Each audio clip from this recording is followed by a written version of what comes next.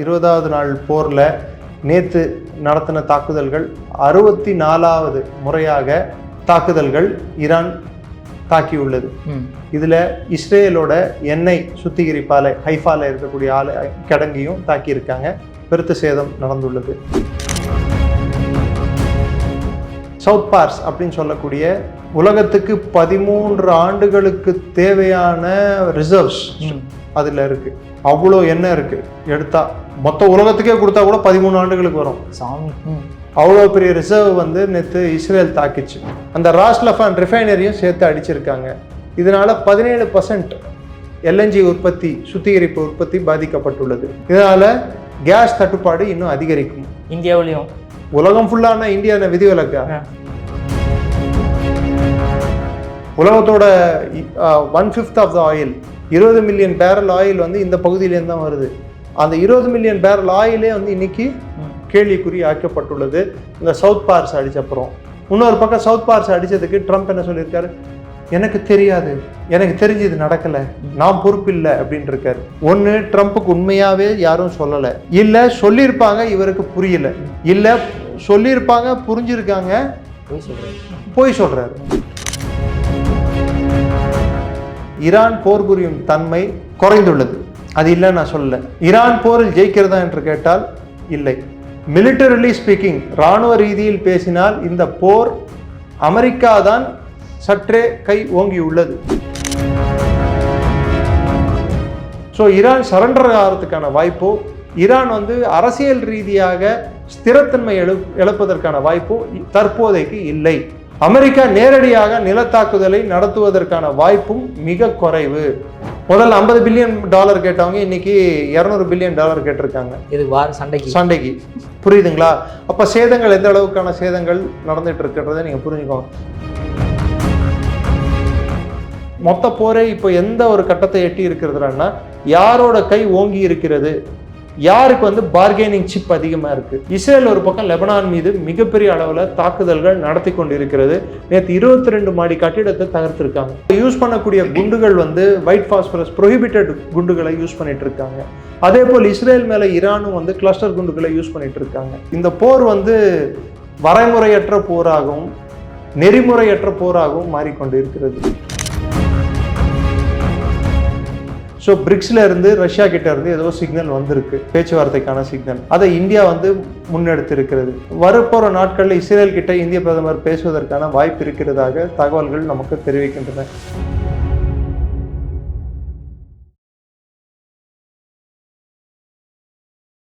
இளைய பாரத நேயர்களுக்கு வணக்கம். இன்னைக்கு நம்ம நேர்காணல நம்ம சிறப்பு விருந்தினர் defence expert doctor Niranjan sir அவர்கள் தான். சார் வணக்கம் சார். வணக்கம். ஜெயின் சார். சார் ஆக்சுவலாக நாளைக்கு ரம்ஜான் கொண்டாடப்படுது. ஆல் ஓவர் உலகமே ரொம்ப குதூகலமாக இருப்பாங்க. பட் ஆனால் இப்போ ஈரானில் இன்னுமே இன்னும் சண்டை நடந்துக்கிட்டே இருக்குது. 20வது நாள் ஆச்சு சார். நாளைக்கு 21வது நாள். ஈரான் மட்டும்தானா? மொத்தம் மேற்காசியாவே போரில் மூண்டு இருக்கு. இதுக்கு யாரும் விதிவிலக்கு இல்லை. சவுதி அரேபியா விதிவிலக்கு இல்லை, ஜார்டன் விதிவிலக்கு இல்லை, கத்தார் விதிவிலக்கு இல்லை, பஹ்ரைன் விதிவிலக்கு இல்லை, UAE விதிவிலக்கு இல்லை, ஈரான் விதிவிலக்கு இல்லை, ஈராக் விதிவிலக்கு இல்லை, டர்க்கி விதிவிலக்கு இல்லை, அஜர்பைஜான் விதிவிலக்கு இல்லை, ஒமான் விதிவிலக்கு இல்லை. அப்போ இந்தியா மட்டும்தான் ரம்ஜான். பாகிஸ்தான் விதிவிலக்கு இல்லை. ஓரளவுக்கு இங்க இருக்கிறவங்க லவோதிபோன்னு வாயை வைத்து அடிச்சுட்டு அழுகுறவங்க, இங்க இருக்கவனுக்கு சிந்திக்க வேண்டியது, செயல்பட வேண்டியது. எப்படி இந்தியா மாத்திரம் நிம்மதியா இவங்களால கொண்டாட முடியுது? மற்ற நாடுகள் எப்படி இருக்குன்னு கொஞ்சம் பார்த்துக்கணும். இங்கே எங்களுக்கு சுதந்திரம் இல்லை லவோதிபோன்னு கத்துறவங்க சுதந்திரத்தோட அர்த்தம், முழு அர்த்தம் இப்பயாவது புரிஞ்சிருக்குன்னு நினைக்கிறேன். 20வது நாள் போரில் நேற்று நடத்தின தாக்குதல்கள் 64வது முறையாக தாக்குதல்கள் ஈரான் தாக்கியுள்ளது. இதில் இஸ்ரேலோட எண்ணெய் சுத்திகரிப்பாலை ஹைஃபால இருக்கக்கூடிய கிடங்கையும் தாக்கியிருக்காங்க. பெருத்த சேதம் நடந்துள்ளது. நேற்று நடந்த தாக்குதலில் சவுத் பார்ஸ் அப்படின்னு சொல்லக்கூடிய உலகத்துக்கு 13 ஆண்டுகளுக்கு தேவையான ரிசர்வ்ஸ் அதுல இருக்கு. அவ்வளோ எண்ணெய் இருக்கு. எடுத்தா மொத்த உலகத்துக்கே கொடுத்தா கூட 13 ஆண்டுகளுக்கு வரும். அவ்வளோ பெரிய ரிசர்வ் நேற்று இஸ்ரேல் தாக்கிச்சு.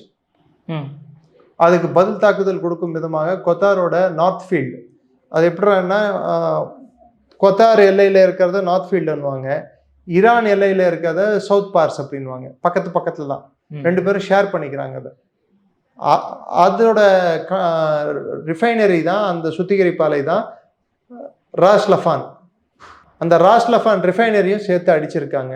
இதனால 17% எல்என்ஜி உற்பத்தி, சுத்திகரிப்பு உற்பத்தி பாதிக்கப்பட்டுள்ளது. இதனால கேஸ் தட்டுப்பாடு இன்னும் அதிகரிக்கும். இந்தியாவிலையும் உலகம் ஃபுல்லான இந்தியா விதிவிலக்கா அதிகரிக்கும். நேற்று இதனால உலக சந்தையில் கச்சா எண்ணெயின் மதிப்பு திரும்பவும் $111 தாண்டிடுச்சு. 70லேருந்து 110 வந்தாச்சு. வந்தாச்சு. இன்னொரு பக்கம் பார்த்தீங்கன்னா தாக்குதல்கள் அதிகமாக வண்ணம் உள்ளன. நேற்று கல்ஃப் கோஆபரேஷன் கவுன்சில் அவங்களோட மீட்டிங் நடந்தது. அதில் அரபு நாடுகளோட தலைவர்கள் எல்லாம் பங்கேற்றாங்க. சவுதி அரேபியாவோட வெளியுறவுத்துறை அமைச்சர் பிரின்ஸ் ஃபைசல் பின் ஃபரான் அல் சவுத் அவர் சொல்லியிருக்கிறது என்னன்னா, இது ரொம்ப நாள் நாங்கள் பொறுத்துக்க மாட்டோம், நாங்கள் ஈரானுக்கு பதிலடி கொடுப்போம்னு சொல்லியிருக்காரு. அவர் கொடுக்கட்டும், கொடுக்கறது தப்பு இல்லை. ஆனால் ஈரான் அவன் டைரக்டாக கொடுக்க மாட்டான். இன்னொரு பக்கம் யமன் கொடுக்க ஆரம்பிப்பான். ஈரான் நேரடியாக சவுதியை நேற்று அவங்களோட அராம்கோ ரிஃபைனரியும் யான்பு போர்ட்டையும் தாக்கியிருக்காங்க. யான்பு போர்ட்டு நான் ஏற்கனவே உங்களுக்கு படத்தில் காட்டினேன். அந்த 740-60 கிலோமீட்டர் கிட்ட 745 கிலோமீட்டர்ஸோ இல்லை 760 கிலோமீட்டர்ஸ்குள்ளேயோ அது இருக்கு. இந்த பக்கத்துல இருந்து, அதாவது அரேபியன் பெனின்சுலால இந்த பக்கத்துல இருந்து அந்த பக்கத்துக்கு வெஸ்ட்ல இருந்து ஈஸ்ட்டுக்கு எண்ணெய் எடுத்துட்டு போயிட்டு யான்பு போர்ட் மூலமாக ரெட்சி வழியாக கல்ஃப் ஆஃப் அடனை சுத்திட்டு பாபல் மண்டப் அப்படின்ற ஒரு சோக் பாயிண்ட்டை திரும்பி இந்திய பெருங்கடலையோ இல்லை அரபிக் கடலையோ நோக்கி அவங்க கப்பல்கள் பயணிக்கும். அது வழியா 5 மில்லியன் பேரல்கள் எண்ணெய் வந்துட்டு இருந்தது. இப்போ யமன் ஹவுத்திகள் அதை அட்டாக் பண்ண ஸ்டார்ட் பண்ணுவாங்க. பாபல் மண்டப் பிரச்சனைக்குரிய பகுதியாக மாறும். அப்போ மொத்த பிராந்தியத்துல இருந்து வரக்கூடிய எண்ணெய் இப்போ வரக்கூடிய ஒரு 7 மில்லியன் பேரல் எண்ணெய் கூட தட்டுப்பாடு வந்துடும். உலகத்தோட 1/5 of the oil, 20 million barrel oil இந்த பகுதியிலேருந்து தான் வருது. அந்த 20 மில்லியன் பேரல் ஆயிலே இன்னைக்கு கேள்விக்குறி ஆக்கப்பட்டுள்ளது இந்த சவுத் பார்ஸ் அடிச்சப்புறம். இன்னொரு பக்கம் சவுத் பார்ஸ் அடிச்சதுக்கு ட்ரம்ப் என்ன சொல்லியிருக்காரு, எனக்கு தெரியாது, எனக்கு தெரிஞ்சு இது நடக்கலை, நான் பொறுப்பு இல்லை அப்படின்னு இருக்காரு. ஒன்று, ட்ரம்ப்புக்கு உண்மையாவே யாரும் சொல்லலை, இல்லை சொல்லியிருப்பாங்க இவருக்கு புரியல, இல்லை சொல்லியிருப்பாங்க புரிஞ்சிருக்காங்க போய் சொல்றாரு. இன்னொன்று, சொல்லியிருப்பாங்க புரிஞ்சிருப்பாங்க, அதால வரக்கூடிய விளைவுகள் அவரோட நட்பு நாடுகளான கத்தாருக்கும் சவுதி அரேபியாவுக்கும் என்ன மாதிரி விளைவுகள் வரும்ன்ட்டு அவருக்கு புலப்படலை. இதுதான் 4 ஆப்ஷன். இதில் ஏதோ ஒன்று சூஸ் த கரெக்ட் ஆன்சர், நீங்களே செலக்ட் பண்ணிக்கோங்க. சார், இப்போ இந்த கார்கி ஐலாண்டை நாங்கள் அட்டாக் பண்ண போகிற மாதிரி ஒரு விஷயம் வந்தது சார். அது ஆல்ரெடி அட்டாக் பண்ணியிருக்காங்க. இன்ஃபேக்ட் ஆம்பிபியஸ் ஆப்ரேஷன், அதாவது நீர்வழியிலேருந்து நிலத்தை கைப்பற்றுவதற்கும் கார்கி ஐலாண்டை கைப்பற்றுவதற்கும் ஒரு முயற்சி நடந்துகிட்டு இருக்கு. இஸ்ரேல் ஸ்பெஷல் ஃபோர்ஸஸும் அமெரிக்கன் ஸ்பெஷல் ஃபோர்ஸஸும் சேர்ந்து அவங்க கார்கி ஐலாண்டை கைப்பற்றணும்னு முயற்சி. அது எதுக்குடான்னா, அங்கே இருக்கிற கார்கி ஐலாண்டை கைப்பற்றினாலோ இல்லை மற்ற தீவுகளை கைப்பற்றும் போதோ ஈரான் மீது ஒரு அழுத்தம் கொடுக்க முடியும். நிலப்பரப்பு மேலே நேரடியாக போக தேவையில்லை, ஈரானோட தீவுகளை கைப்பற்றினா கூட ஒரு அழுத்தம் கொடுக்க முடியும். அப்போ ஸ்ட்ரெய்ட்ஸ் ஆஃப் ஹார்மோஸ் ஜலசந்தி ஓப்பன் ஆகும். அது ஓப்பன் ஆச்சுன்னா அது போதும்னு நினைக்கிறாங்க. இப்போ ஒரு குறிக்கோள் அடைய முடியும்ட்டு. ஆனால் போரோட மொத்த குறிக்கோள் அடைய முடியுமானா முடியாது. ஆனால் ஜலசந்தியை ஓப்பன் பண்ணுற குறிக்கோள் அடைய முடியும். அதாவது ஈரானுக்கு அழுத்தம் போர் அழுத்தம் இப்படி கொடுக்க முடியும். மையத்தை, அதாவது நிலத்தை போய் அட்டாக் பண்ணாட்டியும் தீவுகளை அட்டாக் பண்ண முடியும். ஸோ ட்ரம்ப்போட பாலிசி 4 தான். ஒன்று, இந்த தீவுகளை கைப்பற்றுவது, இதனால் ஈரானுக்கு அழுத்தம் கொடுப்பது, ஸ்ட்ரெய்ட்ஸ் ஆஃப் ஹார்மோஸை திறப்பது. அடுத்து, இஸ்ஃபஹான்ல இருக்கிற நியூக்ளியர் ஃபெசிலிட்டியை ஸ்பெஷல் ஃபோர்ஸஸை விட்டு தாக்கி அங்கே இருக்கக்கூடிய 60% சுத்திகரிக்கப்பட்ட யுரேனியத்தை தூக்குறது 2வது ஆப்ஷன். 3வது ஆப்ஷன், தலைமையை, அரசியல் தலைமையை செயலுக்கு இப்போ பண்ணிட்டு இருக்கிறதையே தொடர்ந்து பண்றது. கடைசி ஆப்ஷன், பேச்சுவார்த்தைக்கு வருது. ராணுவ ரீதியான பிரச்சனையை வேணா பேசி தீர்த்துக்கலாம்னு சொல்லிட்டு. ஸோ இந்த 4 ஆப்ஷன் தான் ட்ரம்ப் முன்னாடி இருக்கு. எந்த ஆப்ஷன் அவர் ட்ரம்ப் கையில் எடுப்பார் என்பதை பொறுத்திருந்து பார்க்க வேண்டும் தான். ஆனால் இன்றைய தேதிக்கு ட்ரம்ப் ஒரு லேண்ட் இன்வேஷனுக்கு ரெடி ஆகிட்டு இருக்கிறதா தகவல்கள் கூறுகின்றன. இன்னொரு பக்கம், கிளஸ்டர் குண்டுகள் இஸ்ரேல் மீது நாளுக்கு நாள் அதிகமாக வீசப்படுகின்றது. ஈரான் போர் புரியும் தன்மை குறைந்துள்ளது. அது இல்லைன்னு நான் சொல்லல. ஈரான் போரில் ஜெயிக்கிறதா என்று கேட்டால் இல்லை. வான்வெளி முழுவதும் இஸ்ரேல் கட்டுப்பாட்டிலையும் ஏர் டாமினன்ஸ் அப்படின்வாங்க, இஸ்ரேல் கட்டுப்பாட்டிலையும் அமெரிக்கா கட்டுப்பாட்டிலையும் தான் இருக்குது. நினைச்ச இடத்துல அவங்களால அடிக்க முடியுது. ஆனால் அதுக்கு ஈரான் வந்து அடிபணிந்து விட்டதா, தோய்ந்து விட்டதா, இல்லை அவங்க அரசாங்கம் வந்து கிட்டத்தட்ட முறிகிற சூழலுக்கு வந்துருச்சா அப்படின்னு பார்த்தா இல்லை. அரசியல் ஸ்திரத்தன்மை இன்னும் ஈரான்ல இருக்கு. ஸோ மிலிட்டரிலி ஸ்பீக்கிங், இராணுவ ரீதியில் பேசினால் இந்த போர் அமெரிக்கா தான் சற்றே கை ஓங்கி உள்ளது, உண்மை அதுதான். ஆனால் இது பிராந்திய போராக இருக்கிறதுனால அமெரிக்கா முழுமையாக போரை வென்று விட்டதா அப்படின்னு பார்த்தா இல்லை என்றது தான் என்னோட ஆழமான கருத்து, அழுத்தமான கருத்தும் கூட. அதே சமயத்தில் ஈரானில் இவங்க எடுத்துக்கொண்ட முயற்சி, ஆட்சி மாற்றம் என்ற முயற்சி நடந்திருக்கிறதா என்று பார்த்தால் பார்ஷியலாக ஆமாம், ஆனால் முழுமையாக இல்லை. மக்களுக்கு ஆட்சிக்கு எதிரான ஒரு வெறுப்போ, மக்களுக்கு ஆட்சிக்கு எதிரான ஒரு மாற்றத்துக்கான அறிகுறிகளோ எதுவும் நம்மளுக்கு இதுவரைக்கும் தெரியல. அங்கே ஆட்சியை தூக்கி எறிவதற்கான எந்த முயற்சியும் இதுவரைக்கும் நடக்கலை. இது எதை குறிகாட்டுறதுன்னா, அங்கே வந்து இது மாதிரி தாக்குதல் நடந்ததுனால உள்நாட்டு ஒற்றுமை ஓங்கி உள்ளது. மொசைக் தியரின்னு சொல்லிட்டு ஒன்று இருக்கு. ஒருத்தரை கொன்னா, அதாவது தலைமையை வந்து செயலிழக்க செய்துவிட்டா ஆட்சி வந்து கவிழ்ந்துருன்னு சொல்லிட்டு எப்படி ஈராக்ல நினைச்சாங்களோ அதே கண்ணோட்டத்தை ஈரான்ல செலுத்தும் போது, இல்லை வெனிசுவேலால செலுத்தும் போதோ, இல்லை லிபியால செலுத்தும் போதோ எல்லாம் சக்சஸ் ஃபார்முலா. இங்க ஈரான்ல செலுத்தும் போது இது ஃபெயிலியர். ஏன்னா அலி ஜஃப்ரின்னு சொல்லிட்டு அப்போ இருந்த ஐஆர்ஜிசி கமாண்டர் 2003 அவர் எடுத்துட்டு வந்த செயல்முறை, ஒருத்தர் இல்லைன்னா கூட அந்த வெற்றிடத்துக்கு இன்னொருத்தர் நிரப்புறதுக்கு வரணும்னு சொல்லிட்டு 20 ஆண்டுகளுக்கு முன்னாடியே கணிச்சு வச்சுட்டாங்க. 23 ஆண்டுகளுக்கு முன்னாடியே அப்பத்திலேருந்தே அது செயல்படுத்தப்பட்டுள்ளது. அதனால்தான் இன்னைக்கு வந்து யாரை கொன்னாலும், யார் வந்து இல்லாம பண்ணாலும் ஆட்சி வந்து முழுமையா கலைக்கப்படாமலையோ, இல்லை அந்த ஆட்சிக்கு ஒரு அச்சுறுத்தல் இல்லாமலையோ ஈரான் வந்து நடந்துகிட்டு இருக்கு. ஸோ ஈரான் சரண்டர் ஆகிறதுக்கான வாய்ப்போ, ஈரான் வந்து அரசியல் ரீதியாக ஸ்திரத்தன்மை இழப்பதற்கான வாய்ப்போ தற்போதைக்கு இல்லை. அமெரிக்கா நேரடியாக நிலத்தாக்குதலை நடத்துவதற்கான வாய்ப்பும் மிக குறைவு. தீவுகளை கைப்பற்றுவதற்கான வாய்ப்புகள் அதிகம், கர்க் ஐலாண்ட் உட்பட.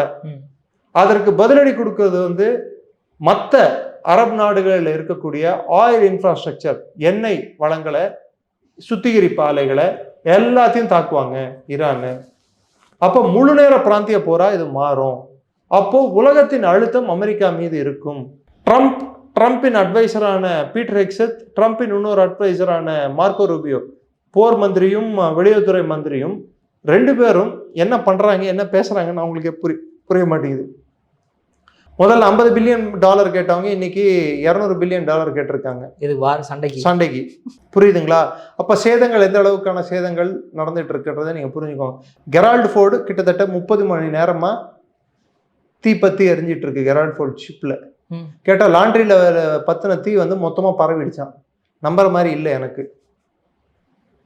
ஸோ அந்த கப்பலோட போர் புரியும் தன்மை வெகுவாக குறைந்துள்ளது. அதை வந்து திரும்ப ரிப்பேருக்கு எடுத்துட்டு போக வேண்டிய ஒரு கட்டாயம் இப்பொழுது ஏற்பட்டுள்ளது. அப்ராஹாமிக்கு நடுக்கடல்ல நின்று இருக்கு. இந்த ஜெயிண்ட் மெகா ஷிப்ஸ் எல்லாம் வந்து ஈரான் போர்ல வந்து சிட்டிங் டக்ஸ், அதாவது கொக்க சுடுற மாதிரி சுடுறதுக்கு வாய்ப்பு அவங்களே கொடுத்துட்டாங்க. பர்ஷியன் கல்ஃப் வந்து ஒரு நேரோ சேனல். அந்த சேனலுக்குள்ள போயிட்டு இந்த ஷிப்புகளோட தேவையோ, இந்த ஷிப்புகளோட அந்த ஆதிக்கமோ செலுத்த முடியாது என்பது இதன் மூலமாக உலகுக்கு புரிய வந்துள்ளது. So this is not going to be a shift war. அவங்க நினைத்தது போல் போர் வந்து துரிதமாக முடிக்கக்கூடிய போர் தெரியல. இது நீண்ட நாள் நீடிக்கக்கூடிய போர். அடுத்த 10 நாளைக்கு லேண்ட் இன்வேஷனுக்கான பிளானும் ஸ்ட்ராட்டஜியும் தான் அமெரிக்கா பிளான் பண்ணிட்டு இருக்கு. அவங்களோட நிலவழி தாக்குதல்கள் இஸ்ஃபஹானை நோக்கி வைக்கணும்னா ஈராக் உள்ள நுழையணும், இல்லை கடல்வழி ஆம்பிபியஸ் தாக்குதல், அதாவது அவங்களோட கடலோரத்து பகுதி வரைக்கும் சென்று படைகளை அங்கே இறக்கணும்டான்னா அதற்கான வாய்ப்புகள் மிக குறைவு. ஏன்னா ஈரானுக்கு அருகில் இருக்கும் நாடான ஈராக் ஆகட்டும், இல்லை துருக்கி ஆகட்டும், அதை சுற்றி இருக்கிற பிரதேசம் ஃபுல்லாக மலை சூழ்ந்த பிரதேசங்கள். இந்த பக்கம் அதே மாதிரி ஆப்கானிஸ்தானில் இருக்கிற பிரதேசமும் மலை சூழ்ந்த பிரதேசங்கள், பாகிஸ்தான் கிட்ட இருக்கிறதும் மலை சூழ்ந்த பிரதேசங்கள். அவ்வளோ சீக்கிரமாக அந்த இடத்துக்குள்ள வர முடியாது, ரொம்ப கடினம். ஈரானோட நிலப்பரப்பே ரொம்ப கடினம் கட்டுப்படுத்துவதற்கு. இது டேங்க் பேட்டில்ஸ், அதாவது பீரங்கி தாக்குதல் செய்வதற்கு ஏதுவான இடம் இல்லை. பத்தாயிரக்கு ஈரானோட மொத்த இராணுவ அமைப்பே வந்து பார்த்தீங்கன்னா முதல்ல வந்து ஐஆர்ஜிசி இருக்கு, ஐஆர்ஜிசி கீழே பசீஜ் இருக்கு, பசீஜ் கீழே ராக்கெட் ஃபோர்ஸ் இருக்கு, அது இல்லாமல் ஈரானோட ஆர்மி நேவி ஏர்ஃபோர்ஸ் இருக்கு. இராணுவமே கிட்டத்தட்ட 6 லட்சம் பேர் இருக்காங்க. பசீஜ் வந்து பள்ளிகளில் எப்படி நம்ம என்சிசி இருக்கோ அது மாதிரி பசீஜ் வந்து பள்ளிகளில் இருக்கு, கல்லூரிகளில் இருக்கு, தொழிற்சாலைகளில் இருக்கு, எல்லா இடத்துலையும் பசீஜ் யூனிட்ஸ் இருக்கு. அது வாலண்டரி ஃபோர்ஸ், அவங்களா சேர்றது. இதை அவ்வளோ சீக்கிரம் அழிக்க முடியாது. அப்படி அழிக்க உள்ள அவங்க தாக்குதல் அப்படி ஏற்படுத்துவதற்கான ஒரு நிர்பந்தத்தில் அமெரிக்கா தள்ளப்பட்டால், அப்படி அவர்கள் செய்தால் அப்ப என்ன ஆகும்னு நினைக்கிறீங்க? ஈரான்ல இருக்கிற ஆட்சி வந்து டீசென்ட்ரலைஸ் ஆக்கப்பட்டுள்ளது. டெஹ்ரான் மட்டும் மையமாக கொண்டு எல்லா திட்டங்களும் வகுக்கப்படவில்லை. அந்தந்த லோக்கல் யூனிட்ஸ் 31 டிஸ்ட்ரிக்ட்ஸா ஐஆர்ஜிசி டிஸ்ட்ரிக்ட்ஸா பிரித்து அவங்களுக்கு பவரை கொடுத்துட்டாங்க. ஈரான் ஃபுல்லா அவங்களுக்கு அவங்க ராக்கெட் ஃபோர்ஸ் தனியாக செயல்படும், அவங்களோட இராணுவ யூனிட்டுகள் தனியாக செயல்படும். இன்னைக்கு இதை எல்லாத்தையும் கட்டுப்பாட்டில் எடுத்துட்டு வர்றது மிக மிக கடினம். ஸோ கிட்டத்தட்ட ஒரு இன்சர்ஜென்சி போன் வார்ஃபேரா, லோ இன்டென்சிட்டி கான்ஃப்ளிக்டா மாறக்கூடும். எப்படி இன்னைக்கு பலூச்சிஸ்தான்ல ஒரு போலீஸ் ஸ்டேஷன் பிரச்சனைன்னு சொல்லி ஸ்டார்ட் பண்ணது, இன்னைக்கு மொத்த பலூச்சிஸ்தான்ல ராணுவமே வந்து தத்தளிக்குதோ பாகிஸ்தான் ராணுவம். கிட்டத்தட்ட அதே இன்ஃபேக்ட் பலூச்சிஸ்தானாவது அந்த நிலப்பரப்பாவது பாகிஸ்தான் ராணுவத்துக்கு தெரிந்த நிலப்பரப்பு, அதுலயே அவங்களால தாக்கு பிடிக்க முடியலன்னா தெரியாத நிலப்பரப்பான ஈரான்ல அமெரிக்க படைகள் எப்படி தாக்கு பிடிக்க போகின்றன என்பது பெரிய கேள்விக்குறி. ஸோ இங்க வந்து மொத்த போரே இப்போ எந்த ஒரு கட்டத்தை எட்டி இருக்கிறதுனா, யாரோட கை ஓங்கி இருக்கிறது, யாருக்கு வந்து பார்கெனிங் சிப் அதிகமா இருக்கு. சப்போஸ் நெகோசியேட்டிங் டேபிள் வரும்போது யார் வந்து எதை வச்சு நான் வந்து பார்கெயின் பண்ணணும், பேரம் பேசணும், என்கிட்ட அதிகமான இது இருந்ததுன்னா, அதாவது பாயிண்ட்ஸோ இல்லை என்கிட்ட அதிகமான ஒரு பேசுறதுக்கோ இல்லை நான் வந்து கொடுக்கறதுக்கோ உன்னோட நிலப்பரப்போ இல்லை மற்ற இதையோ அதிகமாக என் கட்டுப்பாட்டை வச்சுட்டு இருந்தேன்னா அதை வச்சு பேரம் பேச முடியும். உதாரணத்துக்கு கர்க ஐலாண்டை வந்து அமெரிக்கா கைப்பற்றுச்சுன்னா கர்க ஐலாண்ட் ஈரானுக்கு மிக தேவையான ஒரு பகுதி, அதை வச்சு பேரம் பேச முடியும். ஸோ இப்போ ஸ்ட்ராட்டஜிக்கா எதை கைப்பற்றணும்ன்ற ஒரு நிலையை போர் எட்டி உள்ளது. இஸ்ரேல் ஒரு பக்கம் லெபனான் மீது மிகப்பெரிய அளவில் தாக்குதல்கள் நடத்தி கொண்டு இருக்கிறது. நேற்று 22 மாடி கட்டிடத்தை தகர்த்திருக்காங்க. பிளஸ் அவங்க யூஸ் பண்ணக்கூடிய குண்டுகள் வந்து ஒயிட் பாஸ்பரஸ் ப்ரொஹிபிட்டட் குண்டுகளை யூஸ் பண்ணிட்டு இருக்காங்க. அதே போல் இஸ்ரேல் மேல ஈரானும் வந்து கிளஸ்டர் குண்டுகளை யூஸ் பண்ணிட்டு இருக்காங்க. ஸோ இந்த போர் வந்து வரைமுறையற்ற போராகவும் நெறிமுறையற்ற போராகவும் மாறிக்கொண்டு இருக்கிறது. ரெண்டாவது, இது கால அவகாசம், எப்போ ட்ரம்ப் முடிக்கிறாரோ அப்போதான் முடிப்பாருன்னு சொல்லிட்டு பீட்டர் எக்ஸத் வேற சொல்லியிருக்காரு. அதுக்கு தான் யூரோப்பியன் யூனியனோட பார்லிமெண்டோட பிரசிடென்ட் ரொபர்ட்டா சொலிட்டா, அவங்க பேர் செக் பண்ணிக்கோங்க ஒரு வாட்டி, ரொபர்ட்டா சொலிட்டா தான் நினைக்கிறேன். அவங்க சொல்லியிருக்காங்க, எதை நீ வந்து முடிக்க முடியாத அதை ஏன் தொடங்குற அப்படின்னு கேட்டிருக்காங்க. அதே கேள்வியை பல பேர் வைக்கிறாங்க. இமானுவேல் மேக்ரோன் வெளிப்படையாகவே வந்து ட்ரம்ப்பை கிரிட்டிசைஸ் பண்ணியிருக்காரு.